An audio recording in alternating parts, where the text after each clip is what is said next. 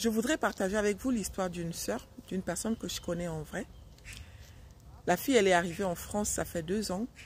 Et quand elle est arrivée au début, c'était pas facile, hein, comme pour beaucoup parmi nous. Elle est tombée sur certaines personnes, ça n'avait pas marché, jusqu'à ce qu'elle tombe sur son mari. Moi, quand j'avais vu le monsieur, parce qu'elle avait rencontré dans un site de rencontre, sur le coup, il y avait un petit truc en fait, parce que le monsieur était trop beau, il était trop classe. C'est un patron de boulangerie. Il tient une boulangerie, pâtisserie, en tout cas, voilà. Et c'est un monsieur, aujourd'hui il a 45 ans, mais il était... En fait, il y avait un truc qui me faisait penser que le monsieur en question, qu'il y avait quelque chose qui clochait en fait. Et je l'ai dit à la sœur, parce que c'est une personne que je connais.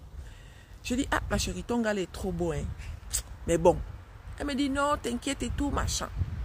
Donc, ils ont commencé la relation. Et au bout de 2 mois, la fille, elle ne nous adressait plus la parole. Elle avait coupé les ponts avec tout le monde. Même son numéro de téléphone, elle ne nous donnait pas. Donc, nous, pour discuter avec elle, c'était sur Facebook. À un point où même, elle avait créé un nouveau compte Facebook. Nous, on ne pouvait même plus discuter avec elle. Donc, elle m'a rajouté. Mais on parlait en bref.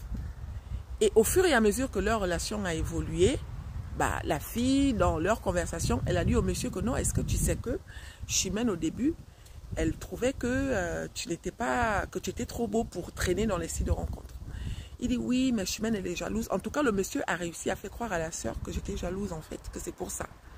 Donc, la fille, pendant qu'elle était avec le gars, chose que je peux comprendre, elle me voyait comme une ennemie. Ils se sont mariés. Elle n'a invité personne. Ils ont fait ça à 2. Genre, voilà. Le monsieur a réussi à faire en sorte que la fille se coupe de tout le monde.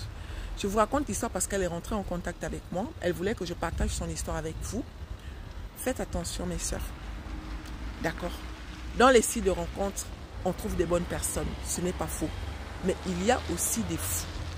Le mari de la sœur dont je vous parle, si vous le voyez, en aucun cas, vous allez imaginer que le monsieur en question est un psychopathe en fait. Il fait vivre à la sœur les pires misères du ciel. Elle a réussi à me retrouver via TikTok parce qu'elle m'avait bloqué de partout. Donc aujourd'hui, elle ne sait pas quoi faire.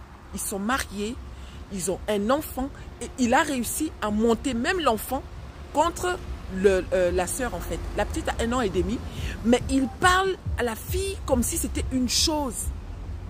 Mes sœurs, soyez vigilantes. Vous avez compris?